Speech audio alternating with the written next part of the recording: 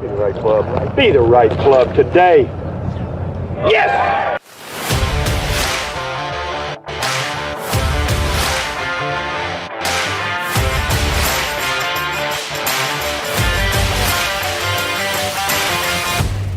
Welcome to Season 2, Episode 2 of Be the Right Club Today podcast. It's been over a week now since our first episode came out, and we got a lot of great comments about that episode, which was, thank you very much all for the feedback. And we'll move on. How are you doing? I'm good. Lot going on. Yeah? Yeah.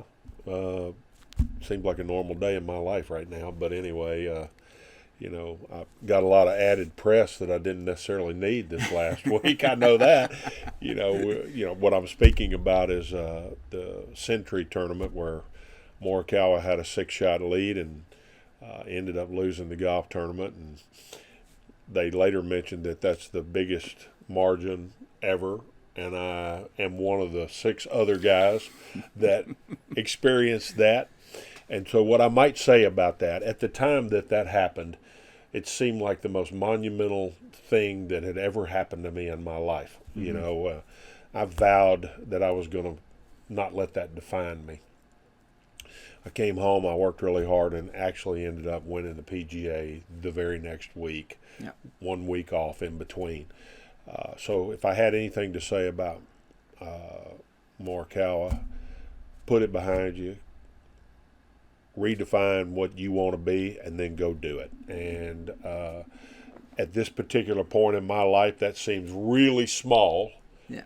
But at the time that it happened, it seemed really big. In the moment, it felt huge. In the moment, it made me have the desire to do what I did. Yeah. So.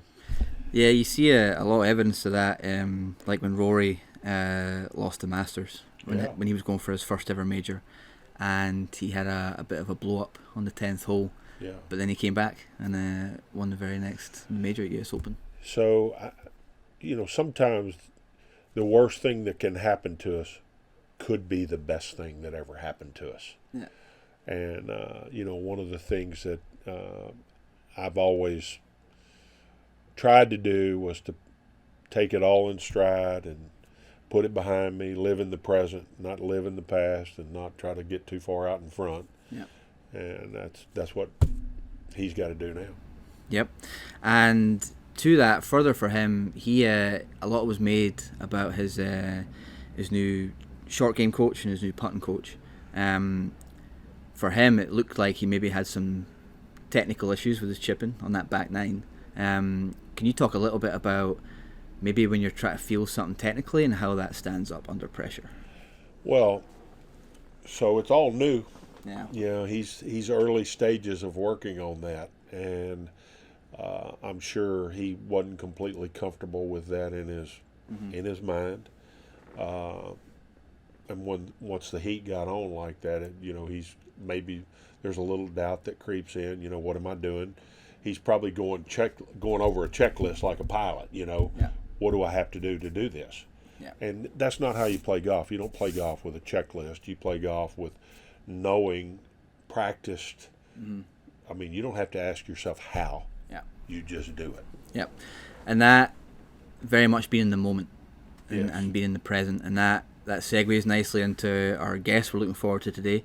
So for Season 2, Hal, what originally was our goal for Season 2? Y'all heard me talk last week about a piece of the whole. So our whole, saying for this year is we're going to put all the pieces of the whole together. And, there's so many pieces to this puzzle. It took me a lot of years to learn to mature in the game. And, we're trying to make this simpler and even faster for y'all, but it's not really possible. You just take this in, and each one of you are going to learn at a different speed. You're going to go further with it. Some are not going to go as far with it. But Jamie and I, our goal is to bring all these pieces to y'all this year. And, y'all deal with it however you can. But our guest today is a big piece of the whole. So, all right, we're looking forward to Dr. Justice being on Be the Right Club today. We'll be right back after a little break, and we'll bring him to you.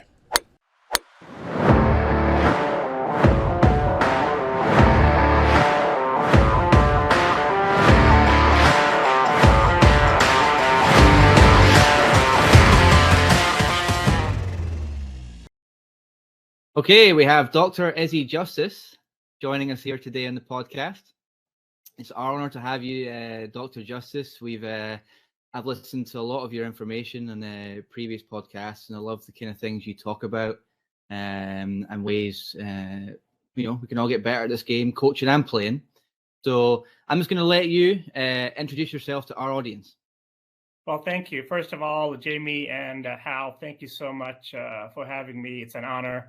I think so highly of you, Hal, and the work that you're doing and the way that you played the game with so much integrity that it's just a true pleasure and an honor for me to be on your show. By way of background, I mean, there's so many things I could share, but just to keep it very, very short, I'm a neuroscientist, and most people don't know this about neuroscience, but we really are living in the cutting edge of neuroscience. We're discovering things about ourselves as human beings from a brain perspective in a way that we never have before. So a lot of what I'm going to share, is really hot off the research labs and floors from across the country, including my own research. And it's just amazing to have insights into the brain. I've authored 8 books. And I also invented some of the hardware, but mostly the software that, I call, for lack of a better term, until those guys come after me, I'm just going to call it the brain TrackMan, where, Hal, I think I showed that to you when I visited with you. You can take a look into the brain as you're putting, as you're chipping, as you're doing a full swing, and just like TrackMan took all the guesswork out of shots and what the ball is doing and club path and club face and RPMs and those kinds of things. I believe the brain TrackMan is also going to change the way that we can recognize as coaches, what's going on in a player's head, what's going on in my head, so we can help them the most. Well, it resonates with me because I know in those moments where things are getting tight out there, whether it's, Tiger Woods or somebody else lurking over your shoulder, I knew my brain was working hard, and I was working hard to try to calm it down. So I know the audience is going to be extremely interested in what you know. So help them out. All right. Thank you. So there's so much I could share, but let me start with, I think, the wake-up call. So let me share some cold, hard research and statistics that I think should alarm everybody. And Hal, I've talked about this offline, but we are living as human beings in a mental state that no other human being ever have, that ever walked the face of this earth. And I'm going to explain that to you. So first of all, the average EEG of a person today. So think of EEG as the measurement of the noise in your head. Our brain has electricity. We've known that for about 100 years. That's not new news. We've been measuring it for about 70 years. But the average EEG of a person alive today, just a normal person, is the equivalent of a schizophrenic patient from the 1950s. And what that basically means is that the amount of, stimulation that our brains are consuming is way beyond what the brain is designed for. So a good example is, imagine if you're eating food, like food in your mouth every day, and you just every few seconds you're putting something in your mouth. You can imagine after like a week you'll gain a lot of weight. In the same way, we are feeding our brains so much stimuli that our baselines have gone so much. There's just so much noise in our head. The other 2 statistics quickly, and then I'll pause, Hal and Jamie, is that because there's so much noise in our head, 2 things. Number one, our ability to focus on something through no fault of our own. This is not an attitude or a behavior or a character issue, but our ability to focus on something is somewhere between 3 to 10 seconds. I mean, it's extremely low. And guess what? The number one distraction is not even external. It's not someone yelling at you or your phone ringing. The number one distraction that is causing our focus to be so low is our own brain. And it's our own brain saying, don't leave it short, don't hit it too hard, don't do this, don't do that. Again, going back to the baseline, just the volume of stimuli that the brain is being forced to process. Now, the harsh reality is, and this is for all of the coaches out there, whether you are a golf swing instructor or a college coach or a parent even, I think as a coach, you have to understand as a parent that your number one barrier is not transferring information or skills from you to your student. It's the noise in the student's head. So I'll pause there, Hal, and see if you have some thoughts. Yeah, I've got a couple of thoughts. This is what I talk about all the time when I say stay in the present. Stay where your body is at with your brain. You're talking about your brain moving places that we don't want it to be. That's the distractions and I lived with that whenever I was playing golf. I was playing my best golf whenever I was right in the present, right there.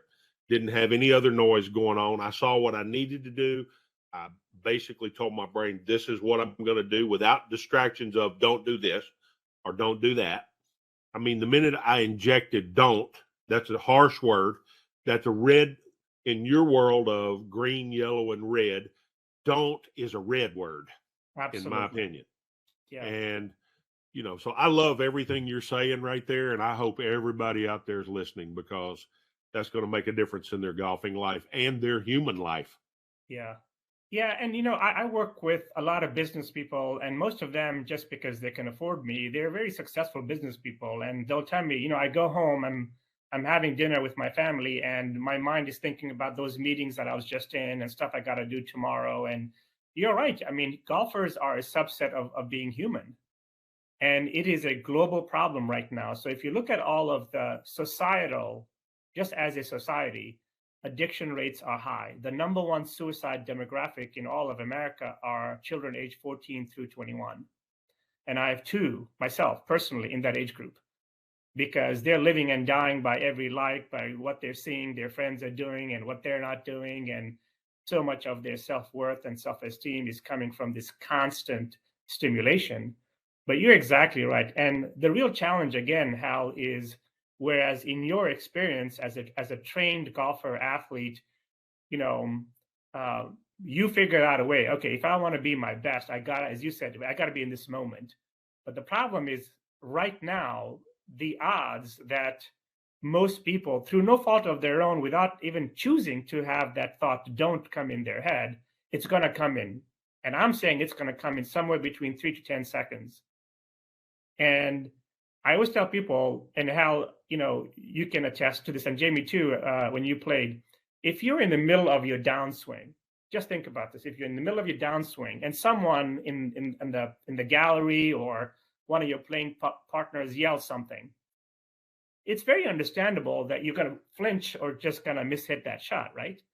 But now think about that. Instead of somebody external doing it to you, you are doing it to yourself through that silent noise in your head, like don't go left, don't leave it short, or this is for par, or I'm already 2 down, I only have 1 hole to go. So all of these kinds of thoughts, I think if you're a coach or a parent, again, I don't know that you can be an effective coach. And I say this, oh my goodness, with all the respect and love for parents and coaches, I don't know that you can be effective as a parent and coach without understanding, my goodness, my number one battle is, what is the noise in this student's head? So that, because if it's yellow or red, which is not good, red is really bad, yellow is kind of normal, green is very good. Green is what you said, Hal, I'm in the moment, I'm present, I don't have any other thoughts. Red is I'm mad, I'm angry. But these are actual brain states. These are not just random colors, because the brain has electricity, and when there's a lot of noise in your head, the electricity is high, so the brain becomes hot, like temperature hot. And that's why when we get nervous, our palms sweat and the hairs goes up in the back of our neck, because we're trying to cool our brain down. So red is the universal color of heat, like the radar on a weather map. So when we say red, green, yellow, it's not just some random hypothetical philosophical thing. It's the actual state of your brain. And yeah, I'll just pause there and get your thoughts. You got a comment you want to go? Yeah, I mean, I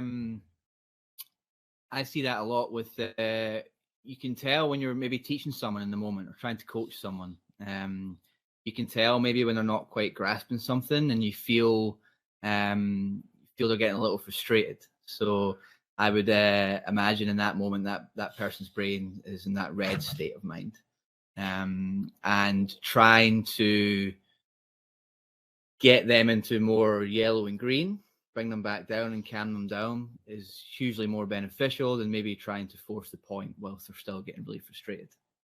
Yeah. So one of the things that I was thinking about while you were talking about all that, it's almost contradictory to what the world wants right now. We're living in a world with a lack of patience. I want it right now. Give it to me right now. Yeah. And understanding the brain and what state you're in, and everybody that's on the team, so to speak, that is also understanding that we've got to move at a pace that everybody can understand. And sometimes parents don't agree with that. Sometimes coaches don't agree with that.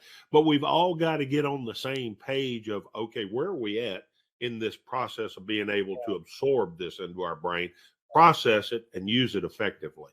Yeah.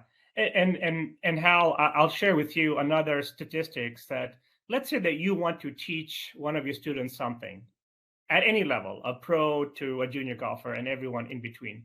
And you want to teach them one thing. Maybe it's a backswing position, or maybe it's a posture thing or something, just one thing.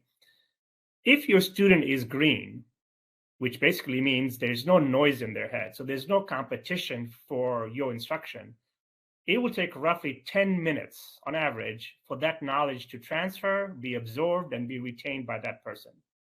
If the person is yellow, which is normal, it'll take roughly, again, an hour. If they're red, it'll take you 4 hours. And that's just one thing. So I think part of being a good coach is you need to assume, and again, this sounds harsh, Hal, I know, but to me, the first 5-10 minutes of every coaching lesson should be, they just came from somewhere. They're a human being, right? They came from a relationship, a job, a location. They came from looking at their phones. So the first 5 to 10 minutes of any coaching and instruction should be, how can I get this student to green? How can I get my kid to green? And you can do that by asking them fun stuff, by injecting positive memories, by, there's so many, so we call them neuro hacks, but there's so many different techniques, and some of us do it naturally. But I think to start a lesson knowing that your student is yellow or red, you're just diluting your own effectiveness. And the second that they hit the first shot and it's a bad one, which typically happens when trying to learn something new, you're not going to get it on that first swing.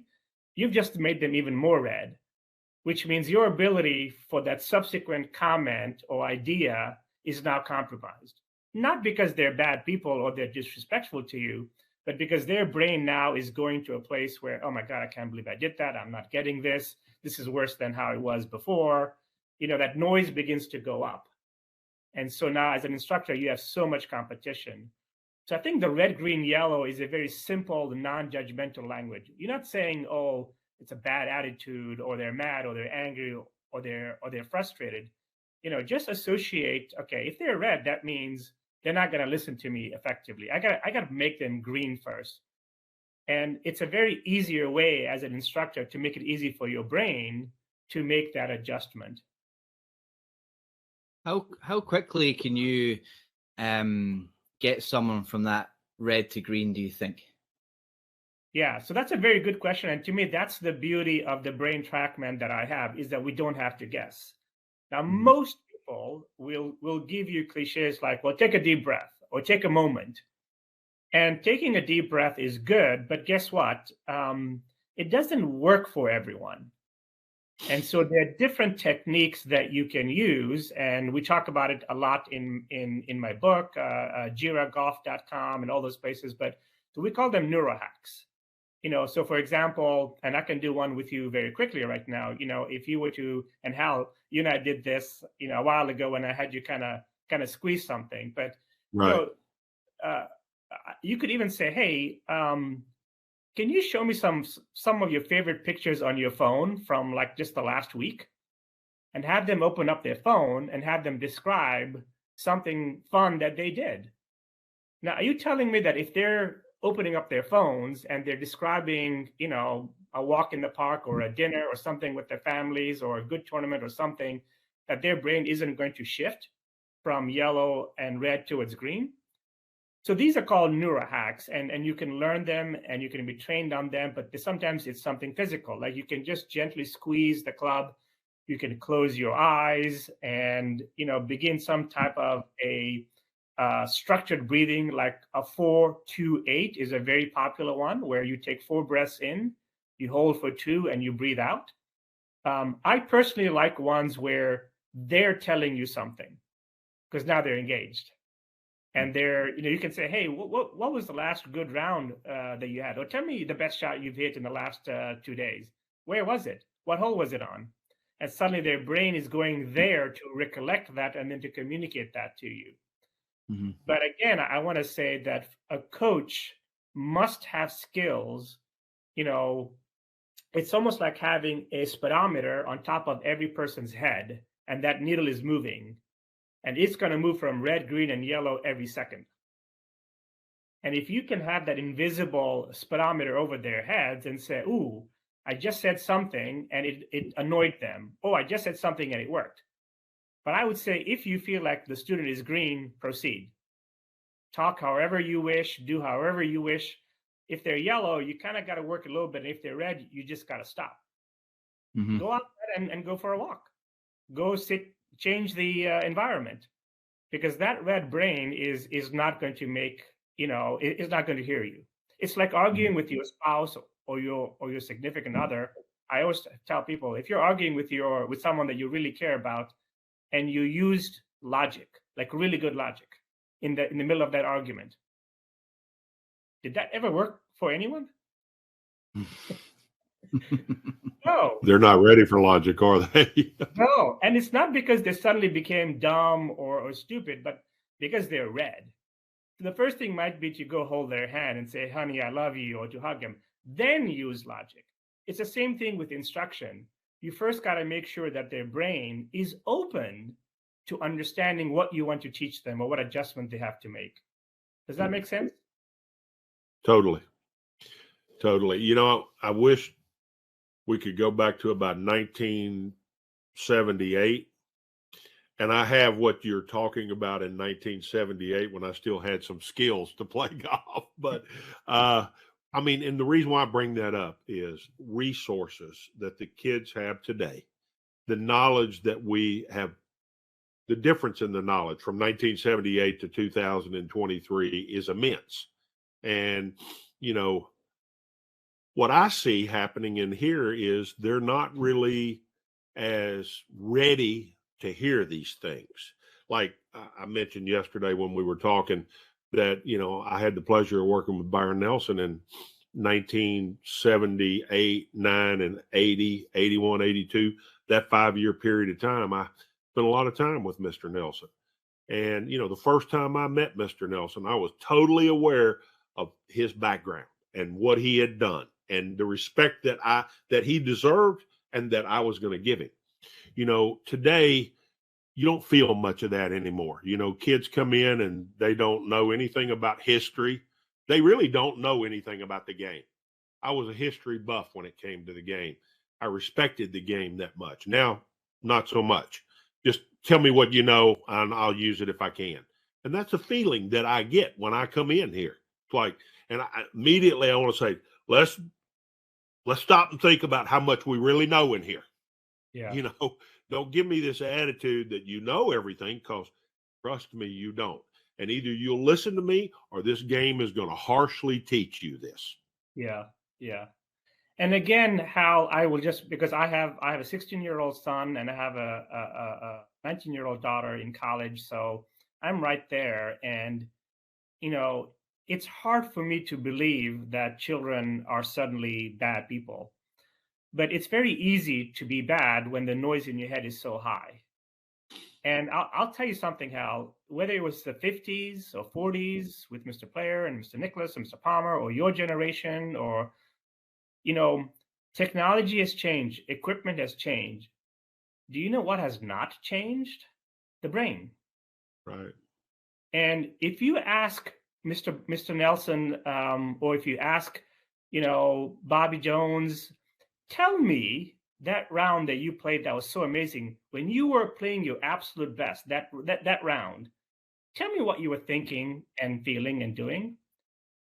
And if you asked, Bobby Jones that in the 1920s, and if you asked Tiger Woods that in the 2000s, and if you ask Rory McIlroy today, I will bet you every penny that I have that no matter what decade or generation, the answer is going to be the same. And here it is. I was calm. I was focused. It's like you said, there was not noise in my head. Everything was slow. So the one thing I also want to state is that when you ask people in any sport, in any endeavor, when you were your best, what was that like? Like the first 5 words, descriptors, are all about the brain, about the green brain. Calm, focused, slow, everything was big, relaxed, in a zone. They say things like that. They don't say, oh, my backswing was perfect. Oh, my alignment was good. Oh, my weight transfer was good. And so I think as coaches, we have to adopt that as well, that if we can get our kids, which I think what you experience with these kids is normal, because I see it with my own children, I see it with their friends, is, I don't think that they're bad people or they're disrespectful. They're so young that they don't even know that they're being hijacked by their own brains. And that is a human condition. And I worry so much about our children and about human beings because, 7 years ago, if there was something that maybe just annoyed you a little bit, but today everybody's baseline noise is so high that same thing, you want to start a fist fight. And that's a human condition. That patience, that compassion that you talked about, patience, that, okay, let me just sit quietly and listen to Mr. Sutton. I don't know that it's intentional that they do that to you and to every adult. And that's where I think we as adults, we have to, whether we want it or not, honest to God, Hal, if I'm being completely honest, all of us have now become mental health workers. Yeah. So I'm sitting here listening to you talk, and I'm thinking about, I'm going back to whenever I was in college, and I had one thing that I was trying to do every day. I was going to class. I was making halfway decent grades, but my first and foremost thing that I wanted to accomplish was to get better and better and better as a golfer. I didn't have anything from the outside world other than my clubs doing the talking instead of my mouth doing the talking. I wasn't trying to be liked. I wasn't trying to make a bunch of people happy over here. I just had one thing, which was a quiet brain for the most part. Yes, sir. And now kids have so many other things because of this right here, and because of social media and because of everything else. And I mentioned this on the last podcast. I would love to see the world go back to, let's let the clubs do the talking and get paid for rather than the mouth and the social media and everything else. If we got back to that point, it'd be a lot better world. But it's a complicated process to get there, isn't it? Absolutely. You are so right. I will tell you, and your story is, I wish everybody would think the way that you did, which is, I'm going to have a quiet mind. So in my opinion, from a neuroscience perspective, let me share with you why I think golf is the hardest sport of all. Now, that's an opinion, right? Because everyone will say that. But I'll give you valid reasons because I'm a scientist and, I deal with data a lot. So first of all, golf is a target sport, is it not? You want to send this ball somewhere. It is a target sport. So what makes golf the hardest sport in the world is that your eyes are not on the target when you're hitting the ball. And when you're on the tee box, well, it's a big target, so you can get away with it, or it's a big green.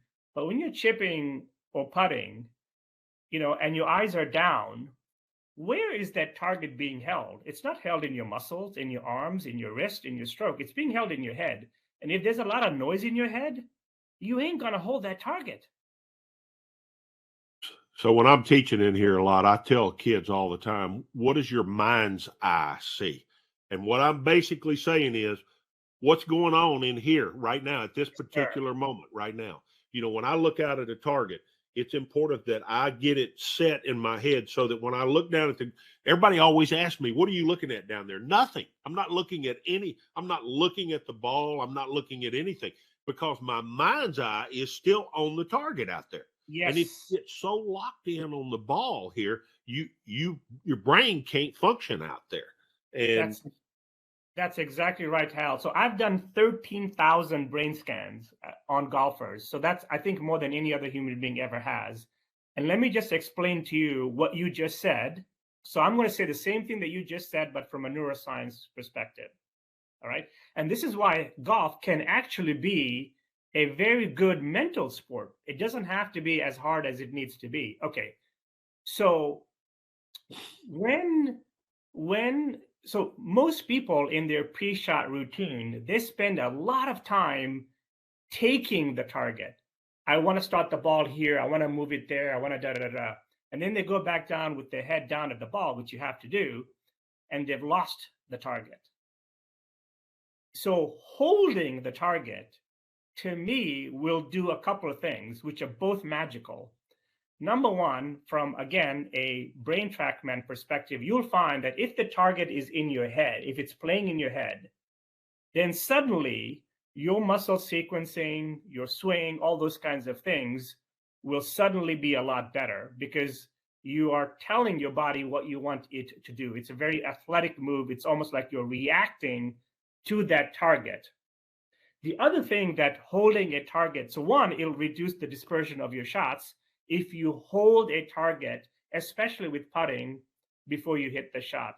But the second thing, and get this, Hal and Jamie, is if you are truly holding the target in your head, well, what does that mean? Well, that means I'm not thinking about the past and I'm not thinking about the future. I am thinking about this moment. I am living in this moment.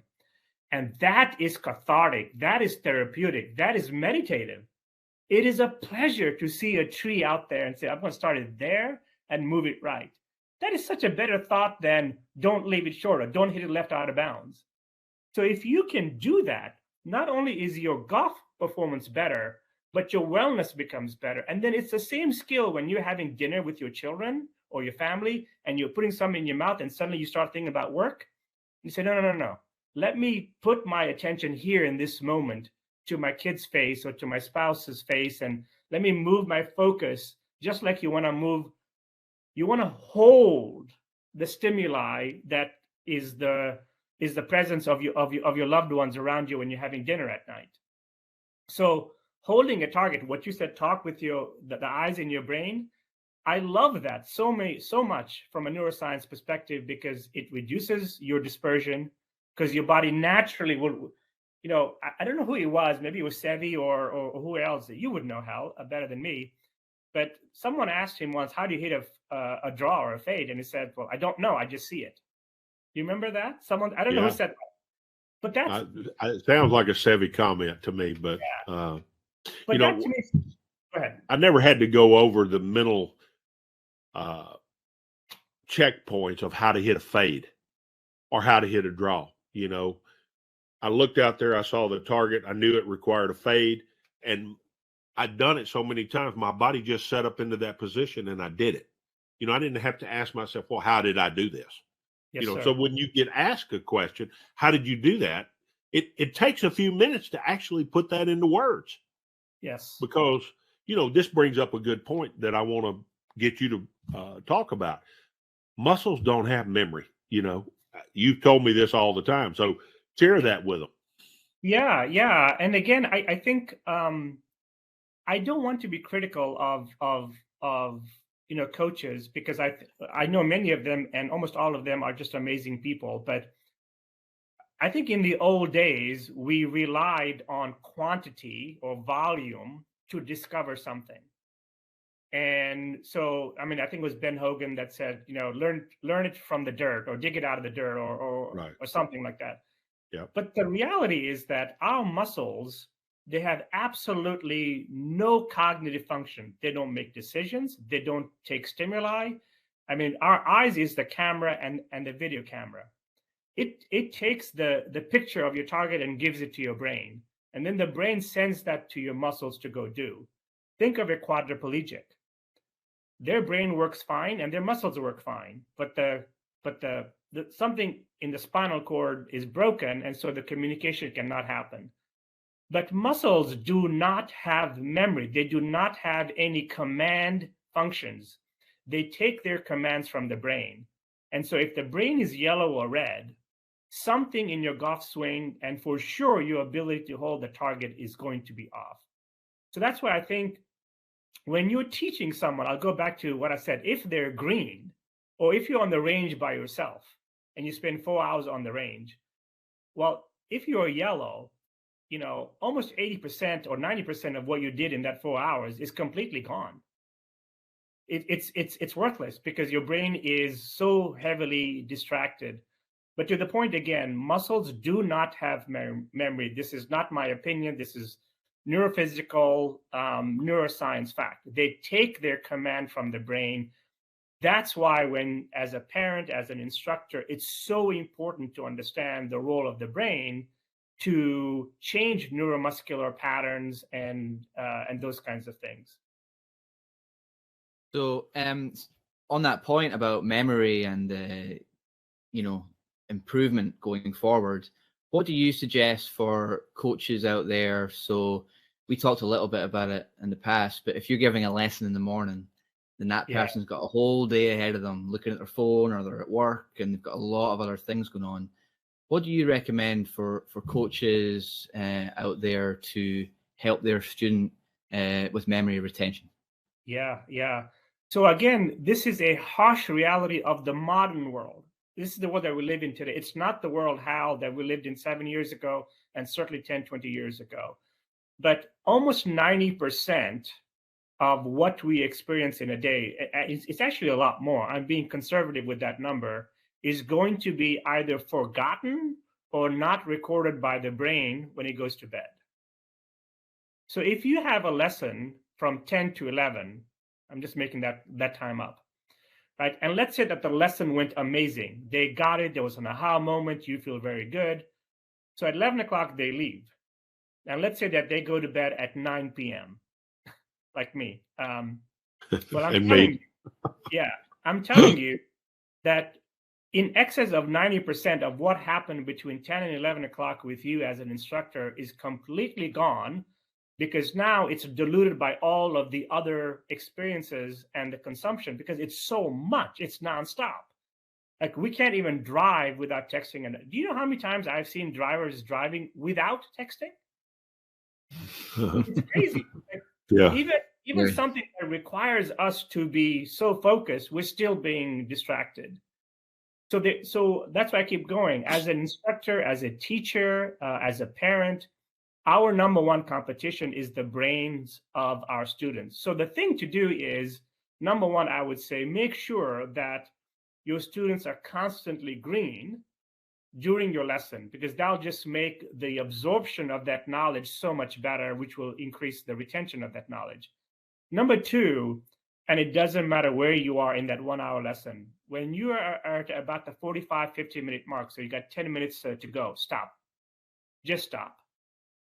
And save the last 10 minutes to, what I like to do is I make them do a selfie video. So take their phone, make a video, and say, okay, before I go to bed, what did I learn here that I want my brain to retain? Because if you don't tell the brain what to retain as you go to bed, then the brain is going to do its job. And do you know what the brain's job is in terms of retaining information? Do you think it's going to remember the good stuff or the bad stuff? It's going to remember all the bad things that happened during that day and record that. The brain is designed to do that because it's a survival tool. It is not going to remember that amazing tip that you taught them at 10 o'clock. So this is a human condition. These kids aren't bad. Golfers are not bad people. You aren't bad people, but we're becoming victims. You know, Hal, when I was talking to you, I called it the silent pandemic. Yeah. So something that you were saying a minute ago that was popping up in my brain, after teaching for a couple of years, I began to see that I would get further with people if I wouldn't let them hit a ball. If I made them just make a golf swing, trying to accomplish whatever we were trying to accomplish in their swing. And I could make them look great on video because they weren't trying to produce a result. The ball was the test. So the clutter in the brain from the ball stopped us from being able to progress. And it's 100% the case in here. Most people think they're not progressing if they don't hit a ball and don't get a result. And That's it's right. the exact opposite of that, honestly.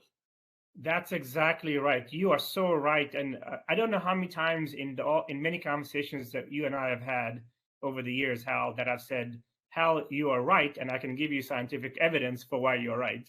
And this is another case where, you know, hitting ball after ball is, you know, it's increasing the quantity of the brain waves. We have to give the human brain a few seconds, a few minutes, especially after a good shot, to allow their brain to record just what happened, to process, oh, you hit a good shot.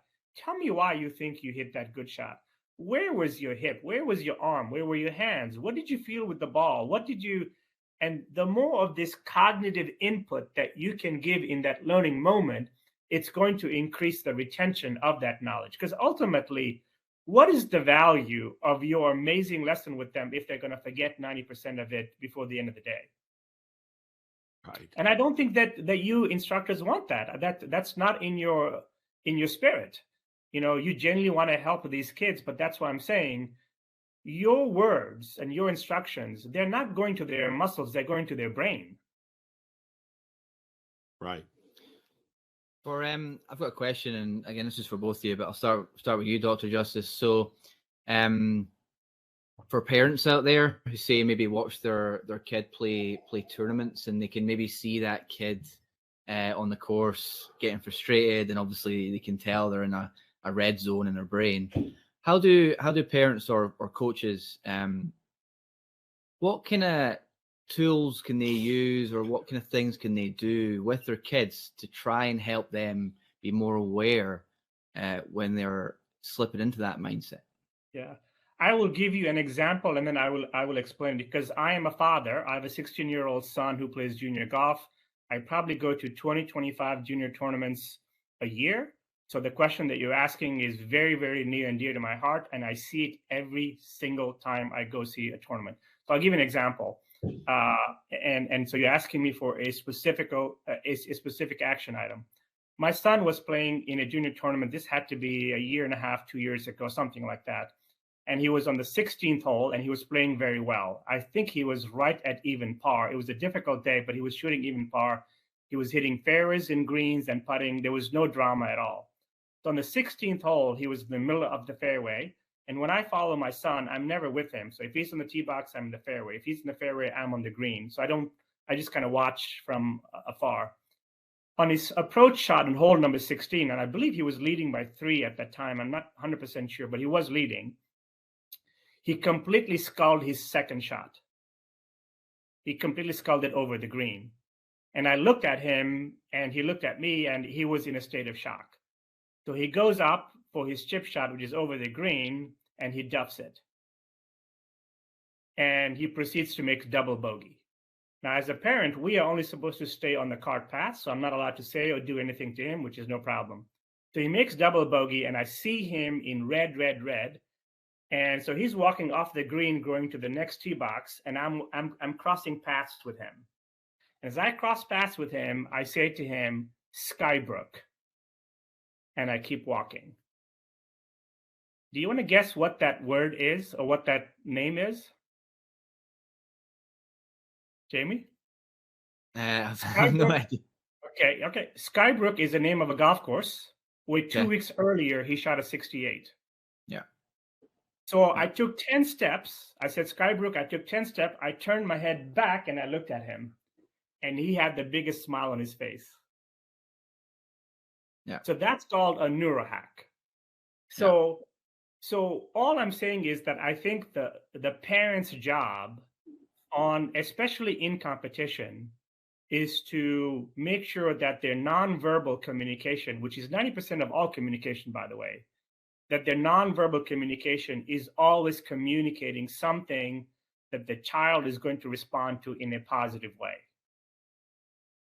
And I find so many parents unintentionally, when their kid misses a putt, their hands go up, or they go, oh, they put their hands in their head, and the kid sees that. And now they've gone from red to even further red, because in their mind, they've disappointed their parents. So for parents, I say, work extremely hard in understanding the power of your nonverbal communication. Be very aware of where your hands are, of where your head is, of what you're looking at. If you're texting all the way through the hole while your son or your daughter is playing, you don't think that your son sees that? You don't think that in their mind they say, yeah, dad doesn't care, or he's just walking around? Or if you say, oh my gosh, or whatever it is. So I just think some self-awareness can be very powerful. And then just have these, because I could have said lots of things when I crossed paths with him. I could have said, Hunter, you got this. So keep going.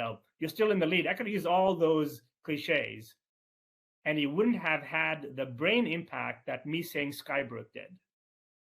So parents may want to have a list of the things that their kid has done that's very good. Just say one word. Don't lecture them. No summaries, no paragraphs. Keep it short, because they're still in the middle of competition. Because I see parents coaching them so much, like, dude, stop. They are trying their best, number one, and number two, you're not a golf instructor. So, Dr. Justice, I want to tell you, when we started episode 2, I used the term a piece of the whole, and I want to connect all the pieces of the whole as far as a human being and as far as a golfer is concerned. And what you're talking about today is a big piece of the whole of a golfer. And, I'm thankful that you've come on Be the Right Club today, because our goal this year for golfers out there is, no one piece of the puzzle is going to make you reach the dream that you have. It's going to take all of these things together. And as Ben Hogan said, digging it out of the dirt, that takes time, and it takes patience, and it takes awareness of all team members of where we're going, and one team member can tear you down, just like a parent that is lecturing the child and everything else all the way. That's making that brain go more red instead of moving towards green. Yes, sir. And I push everybody to go to Dr. Justice's website, go read his books, do all these things. Tell them where they can reach you at. Certainly. So my website is gyragolf.com. So GYRA. By the way, GYR is green, yellow, red. So GYRA.com. Gyragolf.com. Call Maurice and I. If you go to mindfactor.com as well, we have a lot of these brain hacks that you can do, especially when it comes to putting as well. So you can follow me on Instagram and on Twitter at Izzy Justice or at Dr. Justice. I'm always putting stuff out there. And again, Hal and Jamie, thank you so much for allowing me to be here, but to also shed light on this very important human condition. And like I said earlier, we can, if we are smart about it, we can make golf a therapeutic endeavor where you're enjoying the beauty of a bunker and a tree and a pond and a lake. It's beautiful out there. And it's only not beautiful because your mind is doing all kinds of other stuff. Say it better. Yeah. That's the enjoyment of golf. But yeah, thank you very much for joining us. It's an honor to have you on and get to share that with our audience. So yeah. This won't be the last time, Dr. Justice. We're going to have to revisit this again and again and again. Thank you, sir. It was an honor. Thank you, Jamie. Thank you. Have a good day.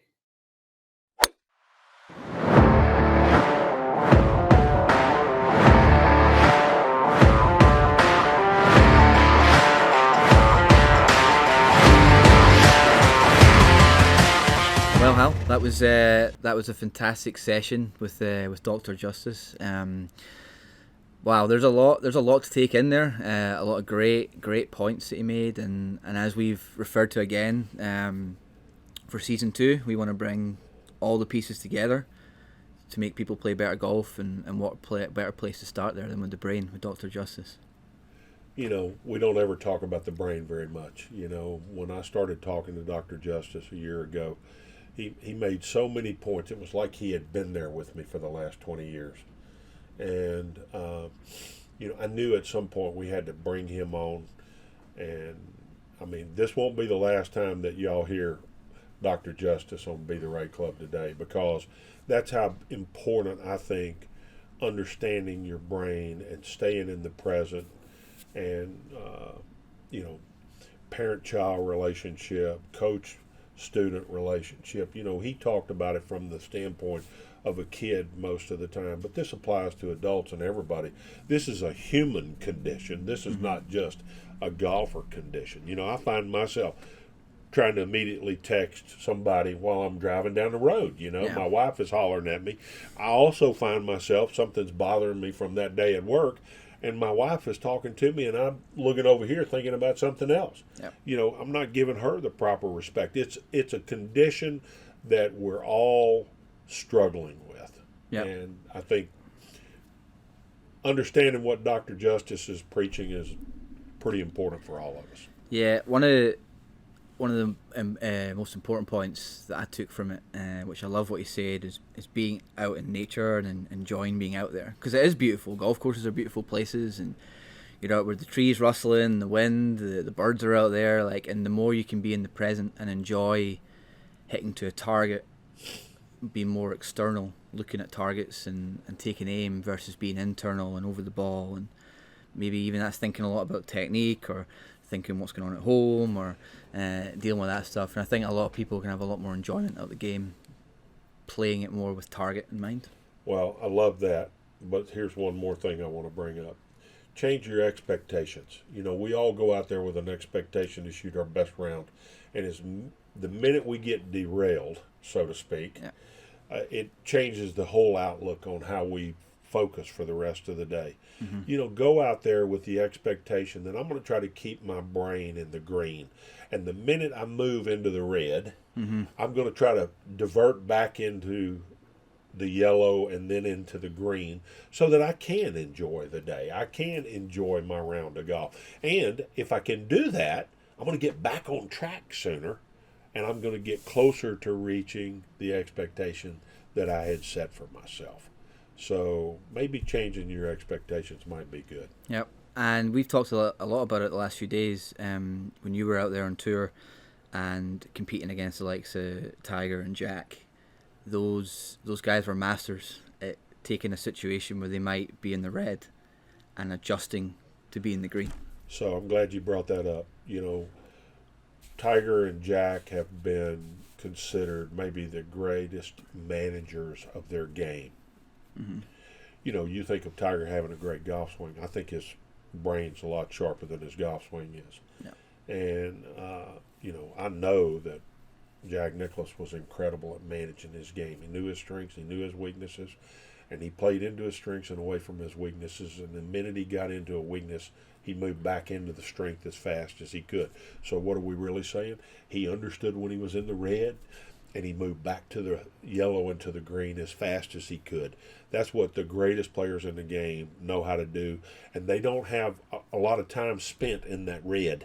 Mm-hmm. Now that you understand what Dr. Justice is talking about, and you all think back over all the times in professional golf that you followed your favorite player, whoever that may be, and you've watched them through the trials and errors of their game, you will think back, man, they moved fast back into the green, Mm-hmm. or they were marred by being in the red all day long.